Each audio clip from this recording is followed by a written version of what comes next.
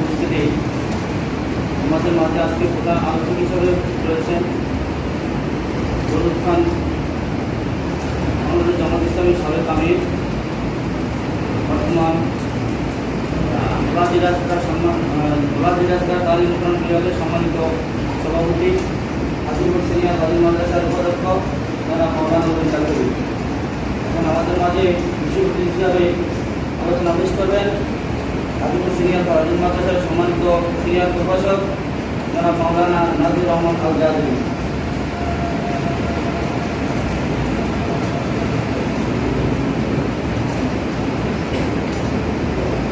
السلام عليكم ورحمة الله وبركاته.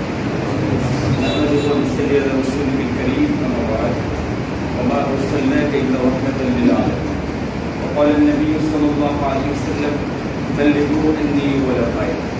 সম্মানিত সুধী, আজকে আমাদের কিছুক্ষণ পূর্বে আলোচনা পেশ করেছেন মসজিদের সম্মানিত করি, অত্যন্ত দীর্ঘ সুন্দর আলোচনা পেশ করেছেন এবং আমার পরেও দেখা যায় হাজিবুল ইসলামিয়া ফাজিল মাদ্রাসার সম্মানিত ভাইস প্রিন্সিপাল জনাব মাওলানা মোহাম্মদ উলুল্লাহ বিষয়ে আপনাদেরকে অত্যন্ত প্রাণোচ্ছলভাবে সুন্দরভাবে বুঝিয়ে আল্লাহ রাসূল সাল্লাল্লাহু আলাইহি ওয়াসাল্লামের জীবন চরিত্র নিয়ে সুন্দর আলোচনা করবেন। কিন্তু এই দুজনের মাঝামাঝিতে আমি 5 মিনিট আপনাদের সুন্দর কিছু আলোচনা করব।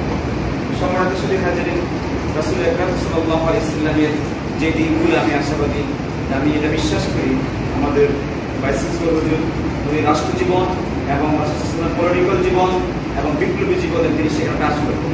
যেহেতু সিরাতুন নবী সাল্লাল্লাহু আলাইহি ওয়াসাল্লাম একটা মাহফিল, আমি প্রাথমিক দিক থেকে পয়েন্ট প্যারামিটার দাঁড়িয়ে কথা বলতে চাই। আমরা জানি যদি কেউ আপনাদের অঞ্চলে কেউ যদি আসে অথবা কোনো মেহমান আসে, আপনাদেরকে জিজ্ঞাসা করেন তোমার বাসা কোথায়, বাড়ি কোথায়, দাদাকে নাতিকে জিজ্ঞাসা করেন না? জিজ্ঞাসা করেন। অপরিচিত কাউকে যদি জিজ্ঞাসা করেন অথবা আপনার পাশে যদি বাসা ভাড়া নেন, যেমন আমি এখানে যখন বাসা ভাড়া নিয়েছি তখন আমাকে জিজ্ঞাসা করছে আপনার বাসা কোথায়, কোথায় থাকেন, ভাই বোন আমার সম্পর্কে একটা আইডিয়া নিচ্ছে। তার মানে এরা জানতে চাচ্ছে যে স্পেশালি যে আমার অবস্থানটা কোথায় বা আমি কি করি। এমনিভাবে দেখেন মুহাম্মদ সাল্লাল্লাহু আলাইহি ওয়াসাল্লাম তিনি এমন একটি বংশে জন্মগ্রহণ করেছেন, তিনি সিম্পল কোনো সাধারণ বংশে জন্মগ্রহণ করেন নাই। ওই সময়ের মধ্যে পৃথিবীর ওয়ার্ল্ডের মধ্যে শ্রেষ্ঠ বংশী বংশ ছিল কুরাইশ বংশে, সেই বংশে রাসূল আকরাম সাল্লাল্লাহু আলাইহি ওয়াসাল্লাম জন্মগ্রহণ করেন। আলহামদুলিল্লাহ। দেখেন প্রত্যেকটা যেমন আমার বাবাকে, তার বাবাকে, তার বাবাকে, তার বাবাকে, এরকম একটা প্রমাণ আছে। যেমন আমি কেউ জিজ্ঞাসা করবো তোমার বাবাকে, তখন মানুষ মনে করবে বাবা মুসলিম, তার বাবাকে আব্দুল খালেক, তার বাবাকে আব্দুল মালিক, তার বাবাকে আব্দুল শামস। এইভাবে মানুষের বংশ পরিক্রমা সম্পর্কে যায়, তাই না?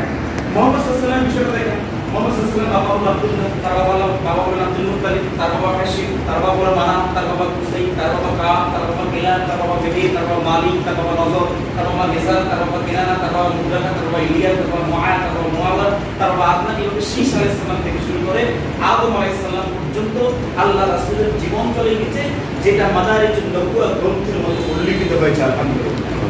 এখন আমাদের প্রশ্ন হলো রাসূল আকরাম সাল্লাল্লাহু আলাইহি ওয়াসাল্লাম যখন জন্মগ্রহণ করলেন, যেহেতু একজন শ্রেষ্ঠ মানব হিসাবে তাকে আল্লাহ রাব্বুল আলামিন পৃথিবীর মধ্যে প্রেরণ করবেন, অতএব দুনিয়াবাসীকে তিনি একটা ফোকাস করবেন বা নোটিশ করবেন, তাই নাকি? ধরেন আমাদের এখানে যখন ইউনুস স্যার আসবেন বা গেস্ট যদি এখানে আসে, অবশ্যই আমরা তিনটার দিকে নোটিশ করবো যে আমাদের এখানে ইউনুস স্যার আসবেন, অথবা প্রিন্সিপাল স্যার আসবেন, অথবা আমাদের এখানে রাষ্ট্রীয় বড় পর্যায়ের লোক আসবেন। মহান আল্লাহ রাব্বুল আলামিন যেহেতু শেষ নবী রাসূল আকরাম সাল্লাল্লাহু আলাইহি ওয়াসাল্লামকে পাঠাবেন, ওই পাঠানোর মুহূর্তে পুরো পৃথিবীকে তিনি একটা নোটিশ করেছেন। কথা বুঝতে পেরেছেন?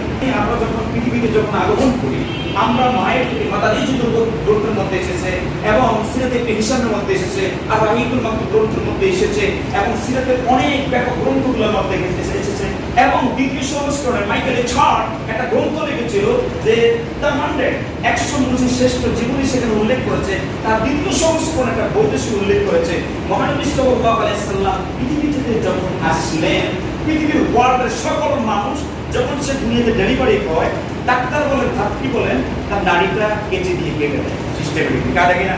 কিন্তু মুহাম্মদ সাল্লাল্লাহু আলাইহি ওয়াসাল্লাম পৃথিবীতে তিনি যখন আসলেন, মাদারিজুন নবুওয়াত গ্রন্থের মধ্যে এসেছে তিনি ছিলেন নবী কাটাহীন অবস্থায় তিনি পৃথিবীতে এসেছেন। আলহামদুলিল্লাহ। এসেই মুহাম্মদ রাসূলুল্লাহ সাল্লাল্লাহু আলাইহি ওয়াসাল্লাম তার এরকম মাথাটা সিজদায় অবনত হয়ে গেছিল। আমরা জানি আমরা জানি আমিনা রাদিয়াল্লাহু তাআলা তিনি বলেন, আমি দেখতে পেলাম মুহাম্মদ সাল্লাল্লাহু আলাইহি সাল্লাম যখন জন্মগ্রহণ করলো আমার বুকটা পুরো আলোকিত হয়ে গেল। যখন আমি ক্লাস করার দিকে তাকালাম আমি দেখলাম যে পারস্য রোম সহ তমাম পৃথিবী যেন আলোকিত হয়ে গেল, পুরো পৃথিবীটা যেমন আমার চোখের সামনে ঝলঝল করে বাড়ছিল। আলহামদুলিল্লাহ।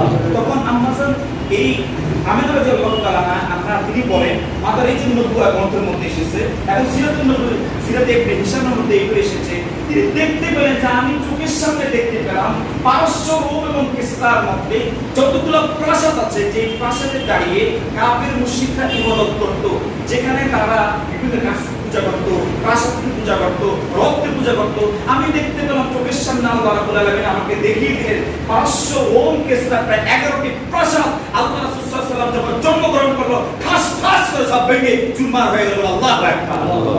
কথা বুঝতে পেরেছেন? তার মানে মুহাম্মদ সাল্লাল্লাহু আলাইহি সাল্লাম তিনি পৃথিবীতে আসবেন, পৃথিবীতে এসে যত মূর্তি পূজারী আছে, মুশরিক আছে, তাদেরকে তিনি কি করে দিবেন? তার দাওয়াতি কাজের মাধ্যমে বিচ্ছিন্ন করে দিয়ে এক আল্লাহর দিকে মানুষদেরকে ডাকবেন। তিনি যখন জন্মগ্রহণ করছে তখন থেকে আল্লাহ রাব্বুল আলামিন পুরো পৃথিবীকে ফোকাস করে নোটিশ করে সেটা জানিয়ে দিলেন। কথা বুঝে আসছে আমাদের? সম্মানিত সুধী হাজি, এবার আসেন আমাদের দেশের সিস্টেমটা যদিও নাই, আজ থেকে 1400 বছর পূর্বে একটা সিস্টেম ছিল। আরব গোত্রের মধ্যে যখন কোনো সন্তান জন্মগ্রহণ করত, এই সন্তানকে আরবে গ্রাম অঞ্চলে পাঠিয়ে দিত।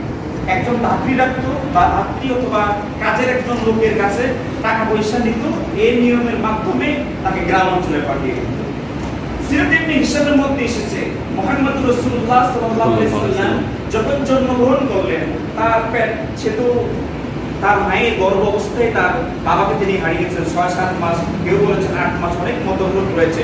সর্বশেষ সবাই একমত হয়েছে তিনি যখন তার মায়ের পেটে 7 মাস ছিলেন ওই সময় তার বাবা ইন্তেকাল করেন। এখন দেখেন আমাদের দেশে যশোর এবং কুষ্টিয়ার ভাষাটা খুব বিশুদ্ধ, তাই নাকি? যশোরের মানুষ যখন কথা বলবে আপনি একদম মন্ত্রমুগ্ধ হয়ে তাদের দিকে এমন ভাবে তাকিয়ে থাকবেন আপনার কাছে মনে হবে এই লোকটা মনে খবর পড়ছে। কথা বলেন না? অথচ সে শ্রমিক, দিনমজুর, সে এমন ভাবে কথা বলবেন আপনি পুরো মুগ্ধ হয়ে যাবেন। কুষ্টিয়ার মধ্যে কিছু কিছু অঞ্চলের মানুষ এত বিশুদ্ধ উচ্চারণ করে আপনি অবাক হয়ে যাবেন এত বিশুদ্ধ উচ্চারণ করে কিভাবে। আমার সামনে একজন জিনাদের একটা শিক্ষক আছে, স্যার অবশ্যই বিষয় খুবই ভালো বোঝেন। এইভাবে ওই সময়ে বিশুদ্ধ জন্য এবং মন মানসিকতা তৈরি করার জন্য, বাচ্চাদেরকে সুঠামদি করার জন্য, যাতে করে এরা পুরো পরিবেশকে মেনটেন করতে পারে, এই মায়েরা যারা শহরে জন্মগ্রহণ করতে এদেরকে গ্রামের মধ্যে পাঠিয়ে দিত। কথা বুঝে আসছে? যাতে করে বাচ্চাটা আরো সাহিত্য সম্পর্কে ভালো বোঝে। ভালো ভালো ছেলে ফ্যামিলিতে গুলো এমন হয় বাচ্চাকে অ্যারাবিক ভালো পড়ানোর জন্য বা কোরআন পড়ানোর জন্য ভালো মানের টিচার নিয়ে আসে, টাকাকে সে কি করে না, প্রায়োরিটি দেয় না। তেমনি ভাবে যখন তারা চিন্তা করলো, আব্দুল মুত্তালিব সহ ওই বংশ সকল চিন্তা করলো ওর বাবা না এখন না কি করবো, ওকে তো এখন গ্রামে পাঠানো দরকার, যারা দুধ না বা দুধ খাওয়াবে অথবা ভাষা শিক্ষা দিবে এমন কারোর কাছে পাঠানোর প্রয়োজন। এখন যখন এই বিষয়টা আসলো তখন সবাই বললো যে মোহাম্মদ তো বাবা নাই, ও যখন 7 মাস 6 মাস মায়ের গর্ভে তখন তোর বাবা মারা গেল, আমরা তো এত টাকা পয়সা কিছুই দিতে পারবো না, তাহলে মানুষ কি বাচ্চাটাকে গ্রহণ করবে? আমাদের কাছে মনে হয় না ভালো। ওরা যখন এসে আসবে তখন আমাদের কাছে টাকা পয়সা চাইলে আমরা দিতে পারবো না। তৎকালীন সময়ে বাচ্চাদেরকে পড়াশোনা দেওয়ার জন্য, ভালো মান দেওয়ার জন্য তারা একটা বাজারের কর্নারে বসতো, সবাই শহরের লোকজন তাদের বাচ্চাদেরকে এরকম বাজারে নিয়ে আসতো। এমনি ভাবে মুহাম্মদ সাল্লাল্লাহু আলাইহি সাল্লামকে নিয়ে তারা বাজারে উঠবে। দূর থেকে ধাত্রীরা আসবেন অথবা দুধ ভাইরা আসবেন, টাকার বিনিময়ে 2 বছর পালবে, 1.5 বছর পালবে, এত টাকার বিনিময়ে নিয়ে নেবে। ওদিক থেকে মক্কা এবং মদিনার মাঝখান থেকে একটি অঞ্চল থেকে বিশাল একটা কাফেলা তারা আসতেছে। এখন তারা হালিমাকে নিয়ে আসছে, তাদের উদ্দেশ্য ছিল আমরা মক্কা শহরে যাব, সেখান থেকে অনেক লোকের ধনাঢ্য পরিবারের সন্তানগুলো থাকবে, ভালো ডিমান্ড করে যারা টাকা দিবে তাদের সন্তানগুলোকে আমরা রিসিভ করবো। কথা বুঝতে পেরেছেন? এখন হালিমা রাদিয়াল্লাহু তাআলা আনহা ওই কাফেলার সাথে একদম সে গ্রাম অঞ্চল থেকে তিনি একদম মক্কা শহর থেকে রওনা করছেন। কিন্তু ইসলামের কপালটা তো খারাপ ছিল হালিমা রাদিয়াল্লাহু তাআলা আনহা, সাথে তার সাথে কাফেলা ছিল। এই সময় কোন কিতাবে লেখে 40, কোন কিতাবে লেখে 58, 30 জন, 40 জন, 50 জন ছিলেন। কিন্তু প্রত্যেকের বাহন ছিল অশ্বারোহী ঘোড়ার মতো, একদম যে উটগুলো দিয়ে চলতেন উটগুলো ছিল প্রচন্ড গতিশীল। যখন চলতো কিতাবের মধ্যে লেখছে যে বালুগুলা ধুলার মতো উঠতো। কিন্তু হালিমা রাদিয়াল্লাহু তাআলা আনহার ঘোড়াটা উটটা এমন ছিল একদম চলতে পারে না, একদম দুর্বল।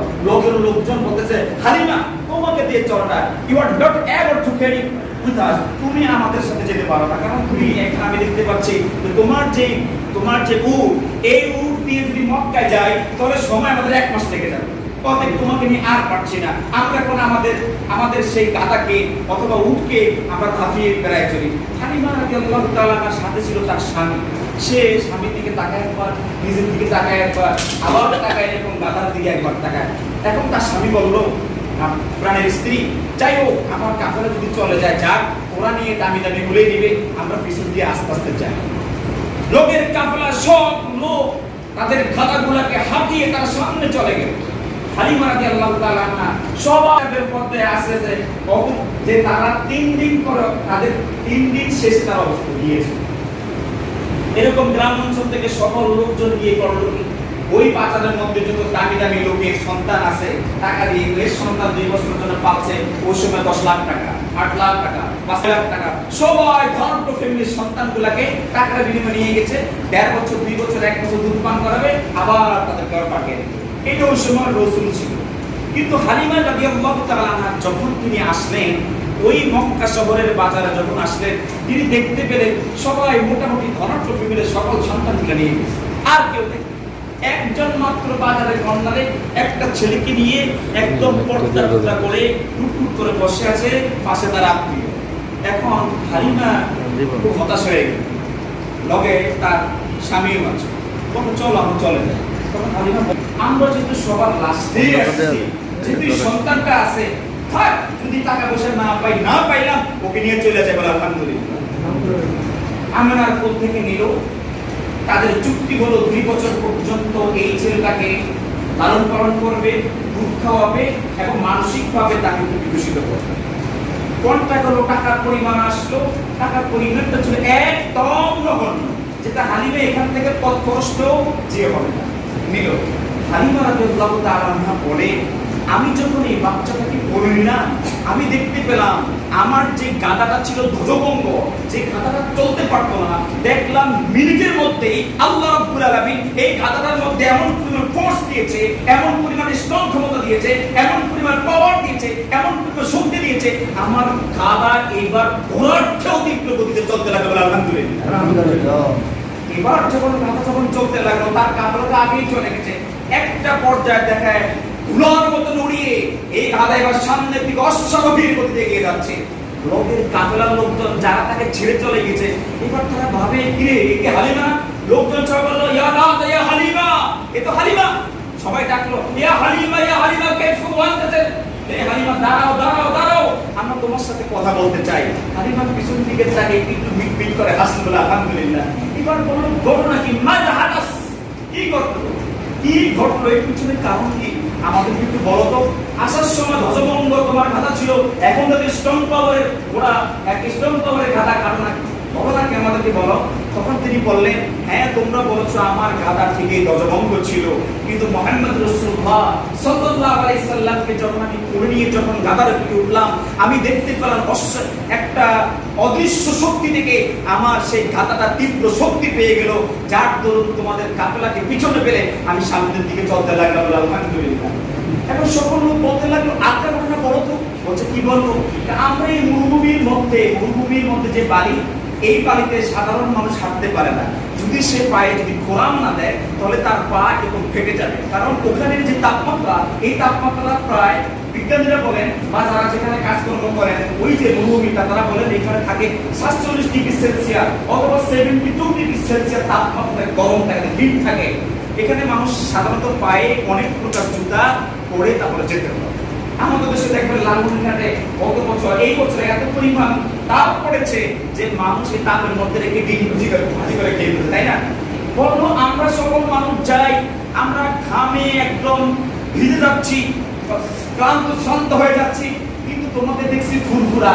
আবার তুমি যখন যাচ্ছ দেখতে পাচ্ছি তোমার মাথার উপর দিয়ে এক প্রকার মেঘমালা হেঁটে হেঁটে যায়। ঘটনাটা বড় তো বলছে মুহাম্মদ সাল্লাল্লাহু আলাইহি সাল্লামকে যখন পড়ে নিলাম, পরে নিয়ে যখন আমি সামনে আসলাম, যখন দেখলাম তপ্ত রোদ শুরু হয়ে গেছে, দেখতে পেলাম আমার মাথার উপর দিয়ে এক প্রকারের মেঘমালা যাওয়া শুরু করেছে, আর আমাদের পাশাপাশি দিয়ে এত পরিমাণ মৃদু বাতাস যাচ্ছে যেটা অতিরিক্ত ঠান্ডাও না গরমও না, জাস্ট লাইক অ্যাজ এসি।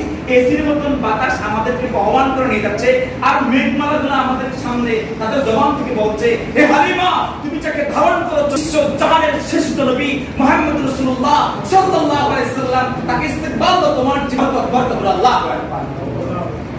দেখেন হালিমা যখন চলে গেল তার বাড়িতে, যখন সে মদিনার কাছাকাছি চলে গেল, তিনি দেখতে পেলেন মদিনার মধ্যে কোনো বৃষ্টি নাই, কিছু নাই, একদম রৌদ্র তপ্ত শুকিয়ে গেছে, ছাগলগুলা সব ভ্যাঁ ভ্যাঁ ভ্যাঁ ভ্যাঁ করে সব মারা যাচ্ছে, কিছুই করতে পারছে না।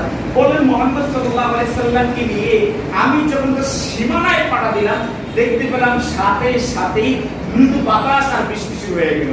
পরের দিন দেখলাম ঘাস গাছালি উঠে গেল, আমার শুধুমাত্র 5টা ছাগল ছিল, এই ছাগলগুলো দেখলাম পরের দিন যায় সেখানে গাছ গাছালি খেলো, বৃষ্টির পানি খেলো, ফুলপুরা হলো।